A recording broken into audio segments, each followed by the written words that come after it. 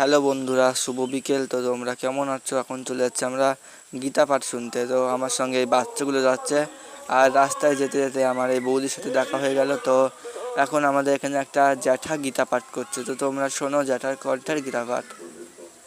এদিকে এদিকে বললে তো বন্ধুরা, তোমাদের এই গানটা কেমন লাগলো সবাই কমেন্ট করবে। আর এখানে রান্না করার জিনিসপত্র চলে এসেছে, যেহেতু আজকে মৎস্যভাবে। আর এখানে উনুন করা হয়েছে রান্না করার জন্য। আর এখানে হচ্ছে কিনা যে ঘর করা হয়েছে, যাতে মানুষজনকে খাবার দাবার দেওয়ার জন্য ঘর হয়েছে। তো এখানে মাটি খুঁড়ে লালি করে নিয়েছে, যাতে জলগুলো বার হয়ে যায়। আর তোদের একটু হেল্প করছে, যেহেতু বয়স্ক মানুষরা কাজ করছিল।